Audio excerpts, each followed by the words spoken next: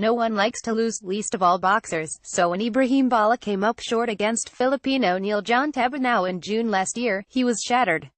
The talented 27-year-old from Werribee in Melbourne's western suburbs, who was undefeated in 9 fights at the time, had a disrupted training camp and weighed in over the featherweight limit of 126 pounds.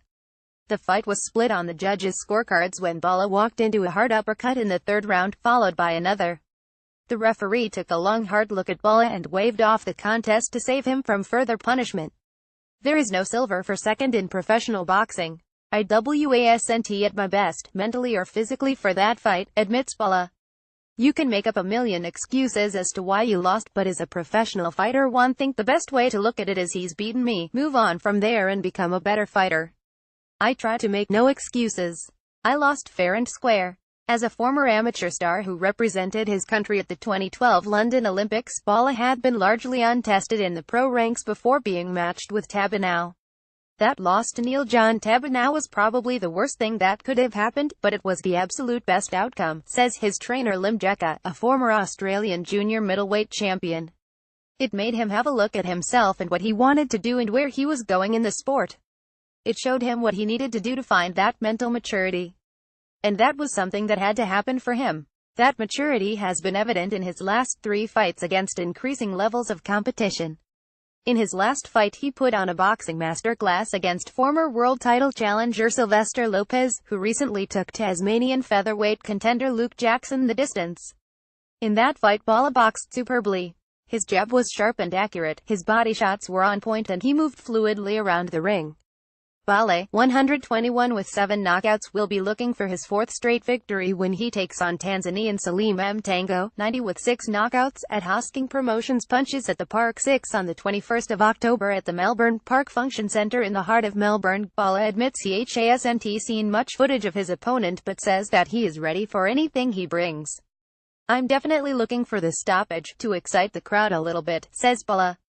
It's always part of my game plan to chip away at my opponent, break them down, slowly take them into deep waters and eventually drown them. That's always one of my goals towards the end of the fight, to actually stop my opponent. Balla isn't the first boxer dreaming of a world championship to have a loss on their ledger. Noone lost his 2nd fight, Bernard Hopkins lost on debut, while Manny Pacquiao tasted defeat in his 12th bout. All 3 went on to become world champions in multiple weight classes. Since his loss everything has just been getting better and better and better, says Jekka. His style is more developed and he's more comfortable in his own skin. He's just doing everything right now. He's very content with where he is and with his style and what he needs to do. And he's really looking forward to the future. Ibrahim Balla quotes on maturing as a boxer. I think I've grown a lot as a fighter. Matured as well as a fighter. I am taking a little bit of time setting up my shots now, not rushing so much.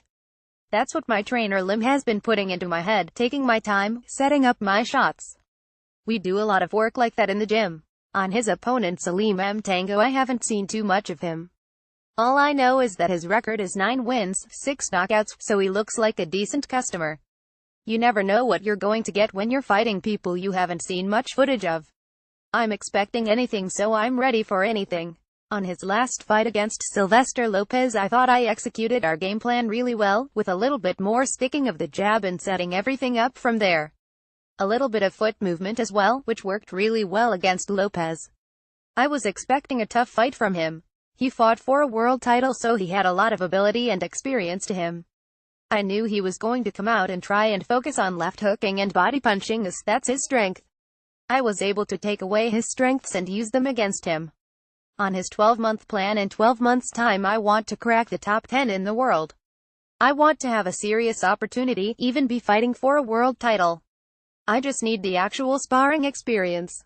With my amateur record I've been all around the world, fighting world champions, Olympic gold medalists, but the seasoning really happens in the sparring in the gym. I believe I have the talent to not just mix it with the best but to beat the best. I just feel like a couple more fights and a little bit more experience and I'll be at that level.